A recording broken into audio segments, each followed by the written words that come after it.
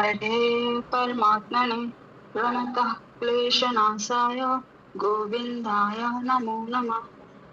पूर्वं तो अस्य कक्षा न जाता महोदय। नहीं, पूर्वम अस्य कक्षा न जाता। तर्हि अद्य आवश्यक हाँ। आवश्यक निर्देश। हाँ, आज की इस प्रारंभिक रचना अनुवाद कौमुदी की कक्षा में आप लोगों का स्वागत है। यह रचना अनुवाद कौमुदी अनुवाद ग्रंथ है। रचना अनुवाद कौमुदी, कौमुदी का अर्थ है चंद्रिका अथवा चांदनी। प्रारंभिक जो शुरुआती अनुवाद की रचना है, रचना रूपी चांदनी को फैलाने वाला यह ग्रंथ है। तो हम लोग इसका अध्ययन करेंगे आपसे। इसमें आवश्यक ये इसके लेखक जो हैं वो डॉक्टर कपिल देव द्विवेदी जी हैं। डॉक्टर कपिल देव द्विवेदी। कुछ आवश्यक निर्देश हैं पढ़ने से पहले, उसको हम लोग अभी पढ़ेंगे। तो आप लोगों में से कोई पहला जो निर्देश है उसको पढ़िए। स्वतः कोई पढ़े।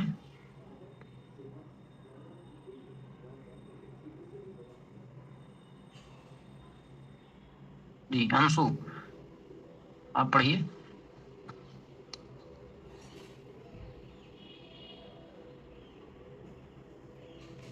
जी महोदय। प्रत्येक क्लास में 20 नए शब्द दिए गए हैं। 30 आवासों में कुल 600 अत्यावश्यक शब्द एकत्र। स्क्रीन नहीं दिख रहा महोदय। तो आपका कोई समस्या होगा अभी नेटवर्क का। इसके बाद गुंजन आप पढ़ें। हाँ महोदय। महोदय द्वितीय से नहीं, प्रथम जो निर्देश है उसको पढ़ें। अस्तु महोदय। संस्कृत शब्द का अर्थ है शुद्ध, परिमार्जित, परिकृष्ट। अतः संस्कृत भाषा का अर्थ है शुद्ध एवं परिमार्जित भाषा। आप कहाँ पढ़ रहे हैं? ये आवश्यक निर्देश जो पहला, अच्छा छोड़िए आप लोग। ठीक है, ठीक, मैं ही पढ़ता हूँ। महोदय अपना बुक से पढ़ रहे थे। छोड़िए अभी। महोदय आवश्यक निर्देश, अच्छा बुक से निकाल जी, अभी रुक जाइए आप लोग, हम पढ़ते हैं ना, समय थोड़ा।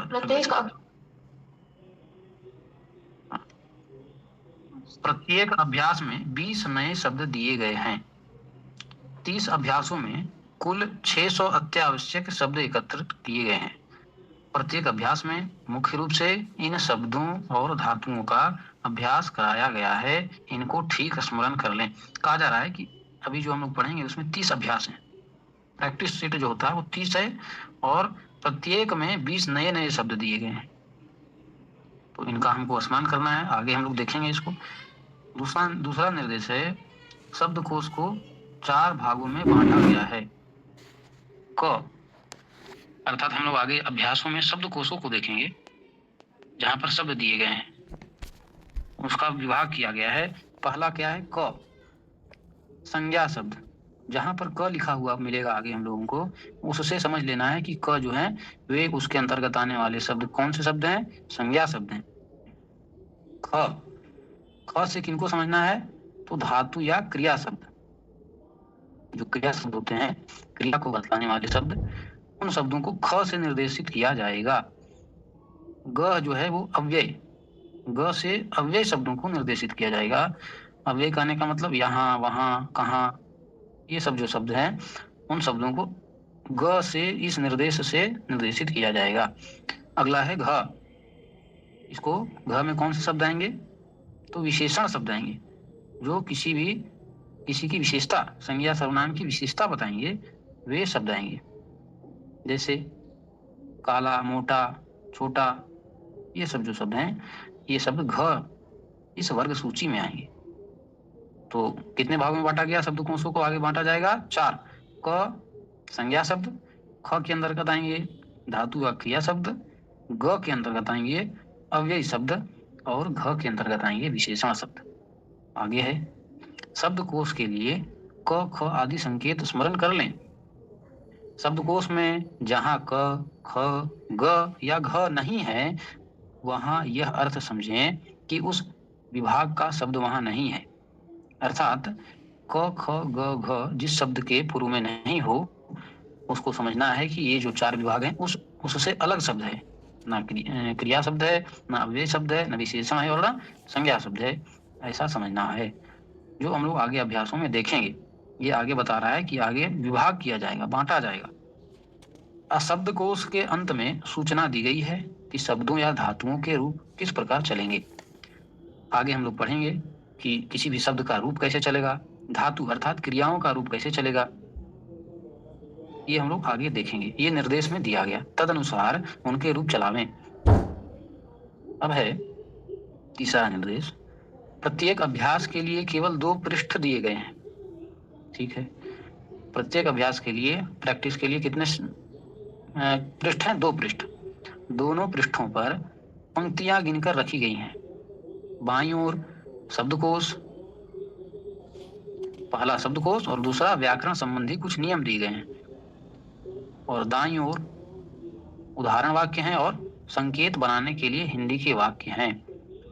तीसरा अशुद्ध वाक्यों के शुद्ध वाक्य और चौथा अभ्यास आदि।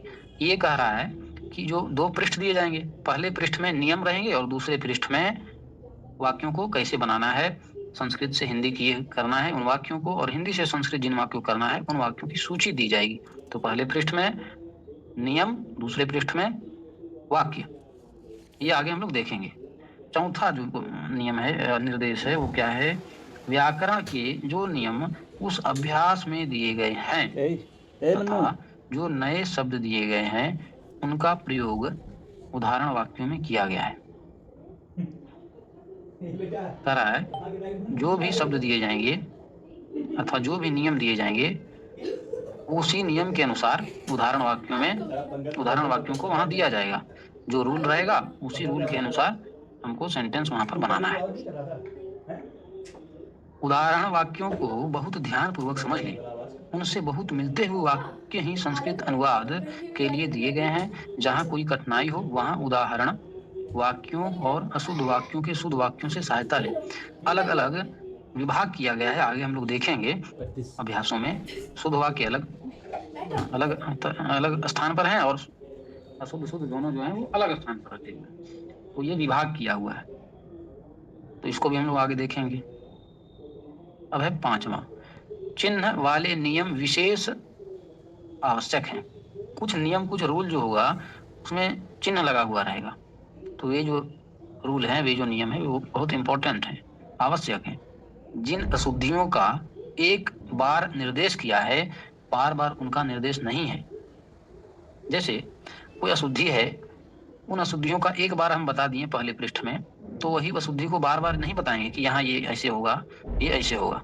प्रारंभ में बता दिया गया, उसी को लेकर के हमको आगे भी उसको शुद्ध करते रहना है। जैसे राम, गृह, रमा आदि के तुल्य चलने वाले शब्दों के लिए प्रत्येक शब्दकोश में निर्देश नहीं है।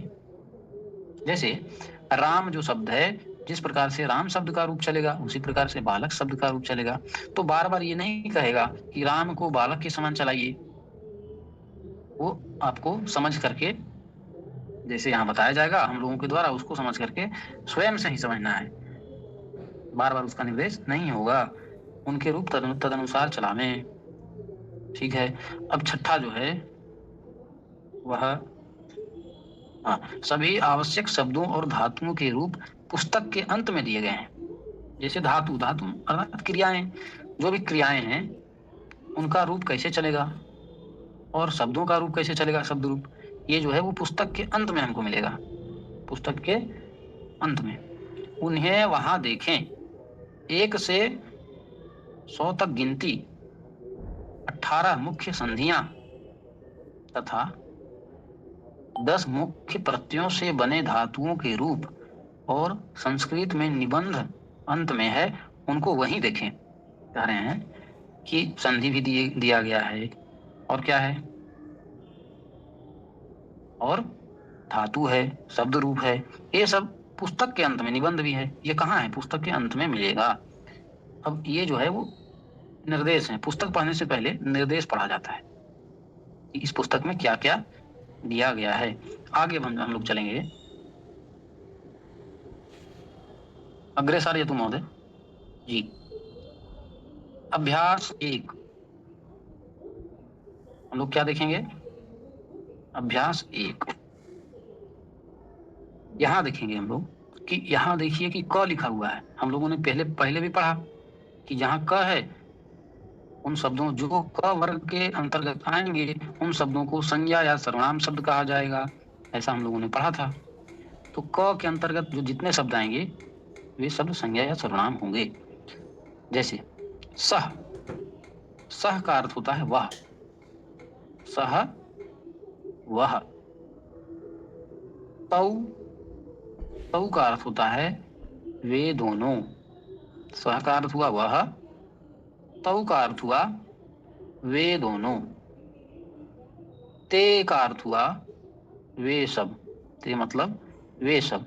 सह वह, तौ वे दोनों, ते वे सब। अगला शब्द है कह। कह मतलब कौन, कह मतलब कौन। अब यहाँ ब्रैकेट में सर्वनाम लिखा है। सर्वनाम यहाँ जो सह मतलब वह, तो मतलब वे दोनों, ते अर्थात वे सब, कह अर्थात कौन। तो सह, तौ, ते, कह ये जो शब्द हैं वो कौन से शब्द हैं? सर्वनाम शब्द हैं, क्योंकि ब्रैकेट में लिखा है सर्वनाम। सर्वनाम उन शब्दों को कहते हैं जो सभी के ऊपर घट जाता है, अर्थात सभी के लिए हम प्रयोग कर सकते हैं। आप लोग मेरे लिए भी वह का प्रयोग कर सकते हैं, राम के लिए भी वह का प्रयोग कर सकते हैं, माता के लिए भी वह का प्रयोग कर सकते हैं। तो ये सभी के लिए इसका प्रयोग कर सकते हैं। तो ये सर्वनाम शब्द हैं। आगे हम लोग देखेंगे रामः। रामः का मतलब होता है राम। ईश्वरः, ईश्वरः का मतलब होता है ईश्वर, ईश्वर मतलब भगवान। बालकः, बालकः मतलब होता है बालक। मनुष्यः, मनुष्य का अर्थ है मनुष्य। नृपः, नृपः का अर्थ है राजा। विद्यालयः, विद्यालय का अर्थ है विद्यालय, जहां हम लोग पढ़ते हैं। विद्या का घर विद्यालय। ग्रामः, ग्रामः का अर्थ होता है गांव। तो ये जो सर्वनाम शब्द जो हैं वो कौन कौन थे? सह, तौ, ते, कह, ये सर्वनाम थे। उसके बाद जो है रामः, ईश्वरः इत्यादि से लेकर के ग्रामः अर्थात गांव, ये जो है वो संज्ञा शब्द है। संज्ञा किसी के भी नाम को संज्ञा कहा जाता है। हम लोग पढ़ते हैं किसी व्यक्ति विशेष वस्तु स्थान के नाम को संज्ञा कहते हैं, हिंदी में हम लोग पढ़ते हैं। तो रामः इत्यादि जो है वो संज्ञा शब्द है। अब ख, ख में देखिए हम लोग जब निर्देश पढ़ रहे थे तो ख में क्या कहा था कि ख में धातु या क्रिया शब्द होंगे। तो ख जो वर्ग है इस ख वर्ग में धातु होंगे। धातु मतलब क्रिया। भू धातु, यहाँ है भू धातु। भू धातु अर्थात इसको क्रिया भी बोलते हैं, भू क्रिया, लेकिन हम लोग इसको धातु बोलेंगे, भू धातु। इसका अर्थ क्या होता है? होना। इसके रूप हम लोग आगे चलाएंगे। पठ, ये भी धातु है। पठ धातु का अर्थ होता है पढ़ना, इसके भी रूप हम लोग चलाएंगे। तो भू धातु का अर्थ हुआ होना, पठ धातु का अर्थ हुआ पढ़ना, गम धातु का अर्थ हुआ जाना, और हस धातु का अर्थ हुआ हंसना। ये जो है वो धातु है, क्रिया है। इनके रूप हम लोग आगे चलाएंगे, किस प्रकार से इनका रूप चलता है। अब है ग। ग में हम लोग निर्देश में पढ़े थे कि ग में अव्यय शब्द होंगे। अव्यय मतलब मैंने बताया था यहाँ, वहां, जहां। तो अत्र, अत्र का अर्थ क्या होता है? यहाँ। तत्र, तत्र का अर्थ होता है वहां। यत्र, यत्र मतलब जहां। कुत्र, कुत्र मतलब कहां। और किम, किम मतलब होता है क्या। ये हम लोगों ने शब्दकोश में पढ़ा। अब इस जितने भी ये शब्द हैं उन शब्दों को आप लोगों को स्मरण करना है, और जो रूप बनेंगे उन रूपों को भी स्मरण करना है। अब पहला सूचना हम यहाँ पढ़ेंगे। शब्दकोश के लिए ये संकेत स्मरण कर लें। यहाँ पर भी वही संकेत दिया जा रहा है। शब्दकोश क्या? तो ऊपर जो हम शब्द पढ़े वो शब्दकोश। शब्दकोश मतलब डिक्शनरी, जहाँ शब्दों का भंडार है, जहाँ शब्द रखे जाते हैं। तो ऊपर शब्द ही रखे गए ना, तो वे शब्द कोश कहलाए। वित्त कोश, वित्त मतलब होता है धन, कोश मतलब होता है बैंक। तो शब्दों का बैंक कहाँ है? ऊपर था शब्दों का बैंक। और उसी शब्दों के बैंक में, शब्दों के कोश में निर्देश दिए गए थे। क्या निर्देश थे? तो आगे भी शब्द कोश में क ख ग घ का यही अर्थ समझे। क वर्ग में कौन से शब्द आएंगे? तो नीचे दिया गया है, क में संज्ञा या सर्वनाम शब्द आएंगे, ख में धातु या क्रिया शब्द आएंगे, ग में अव्यय या क्रिया विशेषण शब्द आएंगे, और घ में विशेषण शब्द आएंगे। तो हम लोगों ने घ तो प्रथम पहले अभ्यास में नहीं देखा, ग तक देखा, अव्यय शब्द तक। अब क्या है कि कुछ मैं अभी पहले अभ्यास का पहला नियम सूचना हो गया, अब मैं थोड़ा सा अलग ले चलता हूं आप लोगों को, उसके बाद में बताता हूं। महोदय आप थोड़ा सा स्क्रीन ऑफ कर दें, मैं स्क्रीन ऑन करता हूं।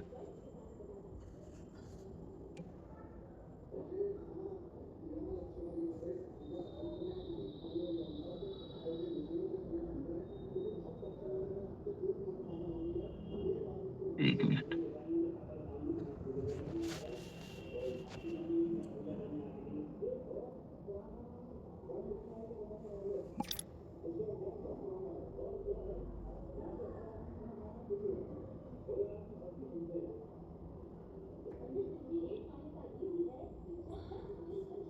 जी स्क्रीन मेरा दिख रहा है महोदय?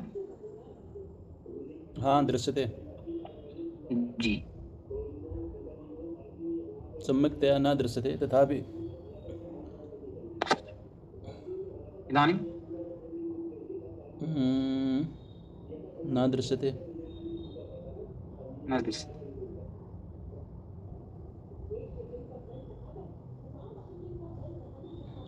छात्रान् दृश्यते न वा? गुंजन स्क्रीन दिख रही है? ना दृश्यते नहीं दिख रहा है। एक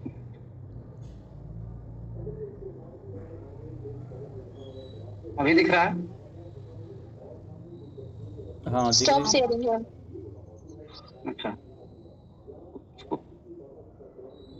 तो स्टॉप हो गया।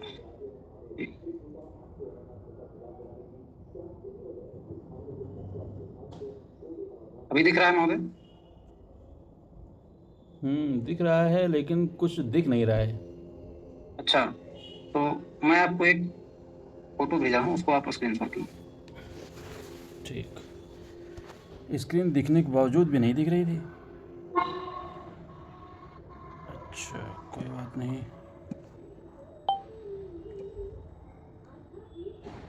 जी आपको मैंने भेजा है। जी जी इसको आप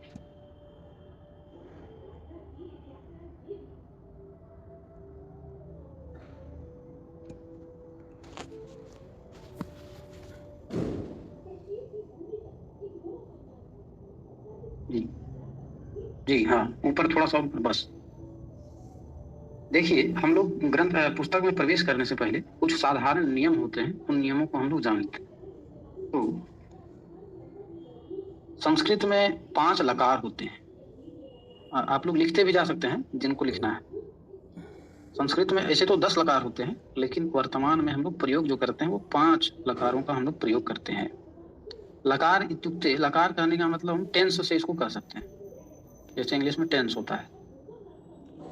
तो उसी प्रकार संस्कृत में 5 लकार, मुख्यतः 5 लकारों को हम लोग पढ़ते हैं।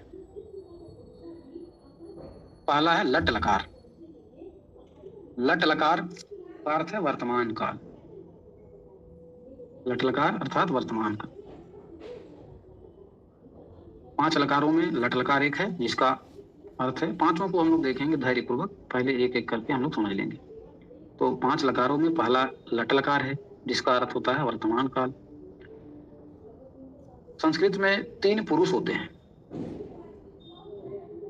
यहाँ पुरुष के नीचे प्रथम पुरुष लिखा होगा, मध्यम पुरुष और नीचे उत्तम पुरुष लिखा है। तो पुरुष कितने होते हैं? इसको इंग्लिश में हम लोग पर्सन जिसको इंग्लिश में बोलते हैं, फर्स्ट, सेकेंड और थर्ड पर्सन। उसी प्रकार संस्कृत में भी 3 पुरुष होते हैं, प्रथम पुरुष, मध्यम पुरुष और उत्तम पुरुष। उसी प्रकार 3 वचन भी होते हैं। पुरुष के जस्ट बगल में आप लोगों को दिख रहा होगा एक वचन, द्विवचन और बहुवचन। 3 पुरुष होते हैं और 3 वचन भी होते हैं। अब हम लोगों ने जो भू धातु वहां पढ़ा था, भू धातु अर्थात होना, उसका रूप कैसे चलेगा?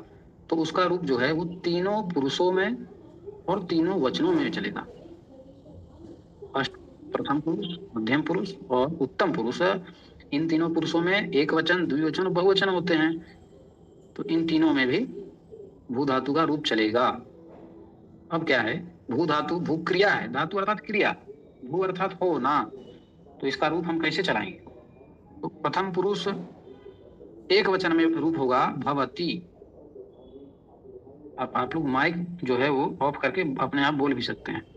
प्रथम पुरुष एक वचन में रूप होगा भवती, प्रथम पुरुष द्विवचन में होगा भवतः और प्रथम पुरुष बहुवचन में होगा भवंती। इसका अर्थ क्या है? भवती मतलब होता है, द्विवचन मतलब भवतः अर्थात होते हैं, 2 होते हैं, बहुवचन भवंती अर्थात होते हैं, ये बहुत सारों के लिए। अब मध्यम पुरुष में भी उसी प्रकार एक वचन, द्विवचन और बहुवचन का रूप चलेगा। क्रिया वही है, भू अर्थात होना। क्या रूप होगा? तो भवसी, आप लोग अपने आप बोल भी सकते हैं ना, भवसी, भवथः। माइक आप लोग बंद कर लीजिए, माइक बंद कर लीजिए और बोलिए, है ना। भवथः और बहुवचन में भवथ अर्थात होते हो, द्विवचन है इसलिए होते हो और बहुवचन इसलिए होते हो। अब यहाँ पर हम लोग देखेंगे उत्तम पुरुष। उत्तम पुरुष में भी जो भू धातु था वर्तमान काल में उसका रूप हम चला रहे थे, उसका भी उसी तरह चलेगा। तीनों में एक वचन में होगा भवामी अर्थात होता हूँ, द्विवचन में होगा भवावह, 2 होते हैं, और बहुवचन में होगा भवामह, भवामी, भवावह, भवामह, ये हो जाएंगे। अब यहाँ पर हम लोग देखेंगे, थोड़ा सा महोदय ऊपर कीजिएगा, थोड़ा सा। प्रथम पुरुष से मध्यम उत्तम पुरुष तक दिखना चाहिए। प्रथम पुरुष से जी बस। अब हम लोग यहाँ देखेंगे कि भवती का प्रयोग किसके साथ करेंगे, भवतः का प्रयोग किसके साथ करेंगे, भवंती का प्रयोग किसके साथ करेंगे, मध्यम पुरुष का भवसी, भवथः, भवथ, इसका प्रयोग किसके साथ होगा, उत्तम पुरुष का भवामी, भवावह, भवामह, इसका किसके साथ प्रयोग होगा। तो हम लोग उत्तम से स्टार्ट करते हैं। उत्तम पुरुष एक वचन में क्या होता है? अहम, अहम अर्थात मैं। तो इस अहम का, मैं का प्रयोग किसके साथ होगा? तो भवामी के साथ होगा। मैं होता हूं, अहम भवामी, ठीक है। अब इसी उत्तम पुरुष में ही द्विवचन में कौन आता है? आवाम, वहां नीचे लिखा हुआ है आवाम। आवाम मतलब हम दोनों। इसका प्रयोग, आवाम का प्रयोग केवल और केवल किसके साथ होगा? तो उत्तम पुरुष द्विवचन की क्रिया जो है भवावह, उसके साथ होगा। आवाम भवावह, हम दोनों होते हैं। अब इसी प्रकार भवामह का प्रयोग किसके साथ होगा? तो भवामह का प्रयोग उत्तम पुरुष के साथ होगा। बहुवचन में कौन है? तो वयम, वयम भवामह, हम सब होते हैं। तो इस बात को आप लोग ध्यान रखिएगा। कोई भी भू धातु है, भू क्रिया है, कोई भी क्रिया रहे, पठ क्रिया रहे, गच्छ क्रिया रहे, गम क्रिया रहे, या फिर हस क्रिया रहे, रक्ष क्रिया रहे, कोई भी क्रिया रहे, उत्तम पुरुष में जो प्रयोग होगा वह एक वचन में अहम के साथ, द्विवचन में आवाम के साथ और बहुवचन में वयम के साथ प्रयोग होगा। अच्छा, भवामी है, होता हूँ, भवावह है, भवामह है। अगर यहाँ पठामी रहता तो भी अहम पठामी होता, मैं पढ़ता हूँ, क्योंकि उत्तम पुरुष की जो क्रिया है उसका प्रयोग उत्तम पुरुष के साथ ही होगा। उत्तम पुरुष में कौन आता है? तो एक वचन में मैं आता है, अहम, द्विवचन में आवाम, हम दोनों, और बहुवचन में वयम, हम सब, ये आते हैं। तो ध्यान रखेंगे आप लोग, जब भी प्रयोग होगा उत्तम पुरुष में अहम, आवाम, वयम के साथ ही इन तीनों का एक वचन, द्विवचन और बहुवचन की क्रियाओं के साथ प्रयोग करना है। इस चीज को ध्यान में रखना है, क्रिया कोई भी रहे। अच्छा, वर्तमान हम लोग लट लकार पढ़ रहे हैं। अब हम लोग उत्तम हो गया, अब हम लोग आते हैं मध्यम में। बातें समझ में आ रही हैं? बातें स्पष्ट हैं? हाँ महोदय, नमो नमः। और लोग जो नए हैं उन लोगों को समझ में आ रहा है? जी महोदय। हाँ, अब हम लोग चलेंगे उत्तम से मध्यम की ओर। भवसी, एक वचन है, भवतः द्विवचन है, और भवतः बहुवचन है। इनका प्रयोग किसके साथ करें? अहम का तो कर दिए उत्तम पुरुष में एक वचन के साथ, आवाम का उत्तम पुरुष द्विवचन, वयम का उत्तम पुरुष बहुवचन, लेकिन मध्यम पुरुष में किसका किसका प्रयोग होगा? तो मध्यम पुरुष एक वचन की जो क्रिया भवसी है उसके साथ त्वम का प्रयोग होगा। त्वम भवसी, यहाँ अहम भवसी नहीं करना है।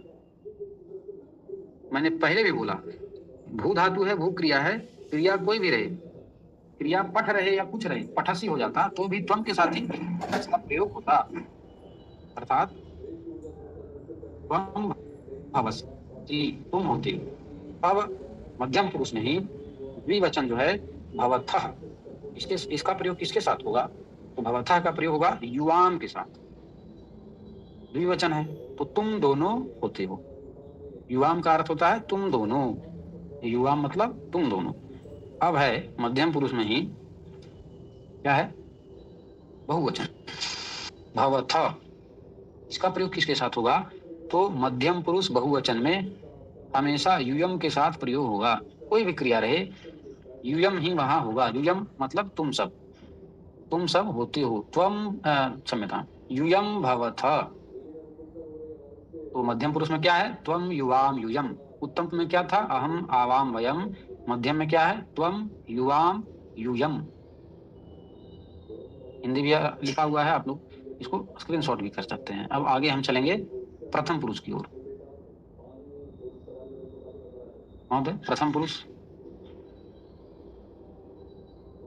प्रथम पुरुष ऊपर की ओर है जी। अब मध्यम हम लोग देख लिए, उत्तम देख लिए। प्रथम पुरुष में किसका प्रयोग होगा? प्रथम पुरुष की क्रिया है भवति एक वचन में, द्विवचन में है भवतः, और बहुवचन में है भवन्ति। तो इसका किसके साथ प्रयोग होगा?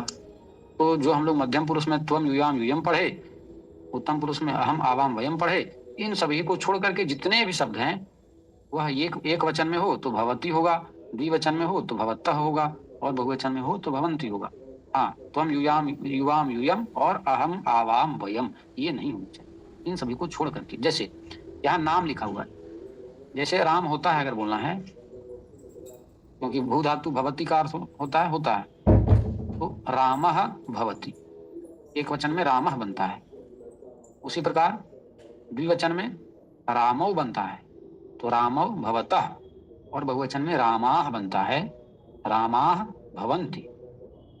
ये स्पष्ट हम लोगों को समझना चाहिए। तो नाम के साथ किसका प्रयोग? प्रथम पुरुष में प्रथम पुरुष की क्रिया के साथ नाम का प्रयोग करना है। प्रथम पुरुष की जो क्रिया है, कोई भी क्रिया रहे, भू है यहाँ पर, पठ रहे, रक्ष रहे, कुछ भी रहे, तो उनके साथ जो है वो प्रयोग उसी का करना है, इसका नाम का। अब नाम के बाद हम लोग सर्वनाम शब्द के पर आते हैं। सर्वनाम, क्योंकि सर्वनाम शब्दों का भी प्रयोग, जैसे सह, हम लोगों ने अभी पीछे अभ्यास में पढ़ा, सह तौ ते, तो सह मतलब होता है वह, अर्थात एक वचन का बोध हो रहा है, तो सह भवती वह होता है। उसी प्रकार तौ, तो मतलब वे दोनों, द्विवचन का बोध हो रहा है, तौ भवतः, और ते अर्थात बहुवचन का बोध हो रहा है, ते भवन्ति, सह तौ ते, इसका प्रयोग हम लोग करेंगे। इसी प्रकार अब जितने भी शब्द हैं, त्वम युवाम युयम अहम आवाम वयम, इन सभी को छोड़ करके उनका प्रयोग हमको करना है प्रथम पुरुष में। जैसे आप, हरिओम, जैसे अब प्रयोग करना है हमको आप दोनों, आप सब, आपका भी प्रयोग हम प्रथम पुरुष में ही करेंगे, प्रथम पुरुष की क्रिया के साथ। आपका संस्कृत क्या होता है? तो भवान, भवान पुल्लिंग में बोलना है तो भवान, भवान भवति, आप होते हैं, एक वचन है। अब द्विवचन में हमको बोलना है तो आप दोनों का क्या होता है? तो हम लोग आगे पढ़ेंगे, ऐसे अभी अभ्यास के लिए भवन्तौ, अर्थात आप दोनों, भवतः आप दोनों होते हैं, और बहुवचन के लिए भवन्तः आप सभी होते हैं। बस इतना ध्यान रखना है कि प्रथम पुरुष में इसका प्रयोग होगा तो त्वम युवाम युयम, इसका छोड़ करके अहम आवाम वयम, इसका इन जो 6 हैं, इन 6 को छोड़ करके जो भी शब्द आ रहे हैं उन सभी शब्दों का केवल हमको वचन देखना पड़ेगा। इस सह तौ ते है, एक वचन, द्विवचन, बहुवचन है, भवान भवंतो भवंता है, रामः रामौ रामा है, तो इसका अब हमको बोलना है बहुत सारे राम होते हैं और हम कह देंगे कि रामा भवति, तो ऐसा नहीं, क्योंकि बहुवचन के लिए क्या है, रामा, तो बहुवचन की ही क्रिया प्रथम पुरुष की भवंती हमको लगाना पड़ेगा, तो रामा भवंती। इस प्रकार से आप लोग, मैं आशा करता हूं कि इसको समझ गए होंगे। ये हम लोगों ने वर्तमान काल को पढ़ा। इसी प्रकार से 5 लकार हैं, 5 टेंस जो हैं वो संस्कृत में कहे गए हैं मुख्यतः। अब नीचे महोदय थोड़ा सा नीचे जो निर्देश दिया है उसको थोड़ा नीचे करेंगे जी। यहां पर लिखा है कि कर्ता के अनुसार क्रिया का वचन होगा और पुरुष भी। कहा कि कर्ता के अनुसार क्रिया का वचन होगा और पुरुष भी। अर्थात कर्ता मान लीजिए कि है, जैसे कि है कर्ता राम, तो राम जो कर्ता है वह एक है, तो कर्ता राम है, और राम कहाँ का है, तो प्रथम पुरुष का है, तो क्रिया भी प्रथम पुरुष की होगी। और रामः कहने से एक राम का बोध हो रहा है, अर्थात एक वचन का कहने का मतलब है, तो एक वचन प्रथम पुरुष एक वचन के साथ ही, क्रिया के साथ ही राम का प्रयोग हम कर सकते हैं। दूसरा एग्जाम्पल, मैं, जैसे मैं है, तो मैं जो है मैं होता हूं, ऐसा मैं कहना चाह रहा हूं, मैं होता हूं, तो मैं का संस्कृत होगा अहम। अहम जो है वो ये है उत्तम पुरुष का, तो अहम जब उत्तम पुरुष का है तो क्रिया कहाँ की होगी, क्रिया भी उत्तम पुरुष एक वचन की होगी, क्योंकि मैं एक हूं, अहम भवामी। इस प्रकार से कर्ता के अनुसार क्रिया का वचन भी होगा और पुरुष भी। अब है लकार 5 होते हैं, कौन कौन से हैं। पहला है लट लकार।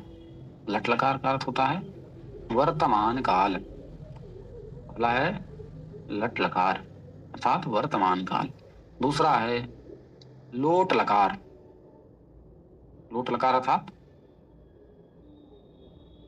आज्ञा के लिए इसका प्रयोग होता है, आदेश देने के लिए प्रयोग होता है। लंग लकार, इसका प्रयोग भूतकाल के लिए होता है, इसको बोलते हैं पास्ट टेंस। और विधि लिंग लकार,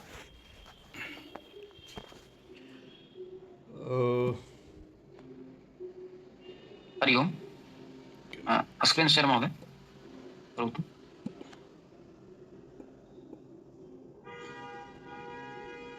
अच्छा मैं कहा विधि लिंग लकार।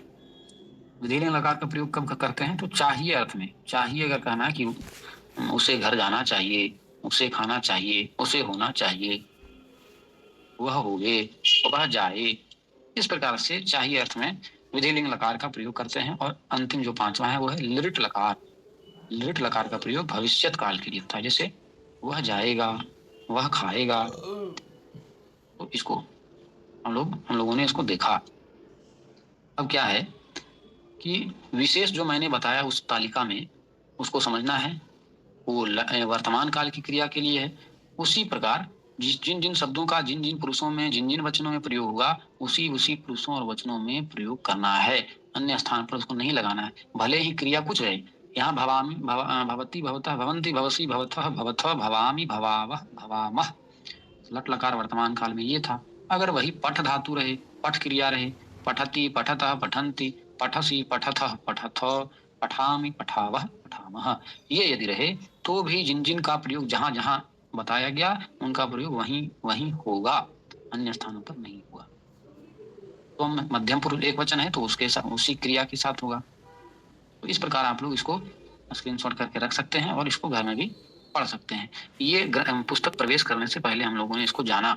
मैं आशा करता हूं कि आप लोग इसको ठीक से पढ़ लीजिएगा और आगे जो कक्षा होगी उसमें इसको पढ़ने से याद रह जाएगा, है ना।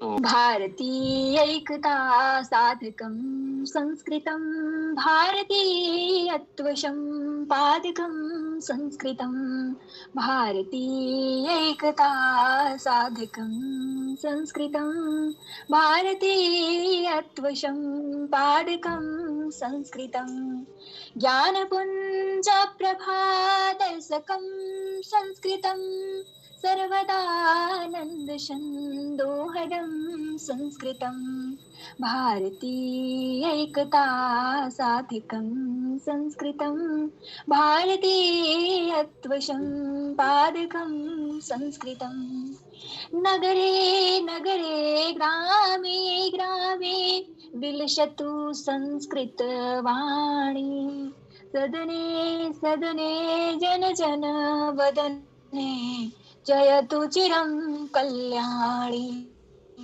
सत्यशील सौन्दर्य समीरा ज्ञान जला गतिशारा छल छल कल कल प्रलय तू दिश दिशे पावन संस्कृत धारा पावन संस्कृत धारा पावन संस्कृत धारा अमरवाणी विजयताम् अमरवाणी विजयताम् अमरवाणी विजयताम्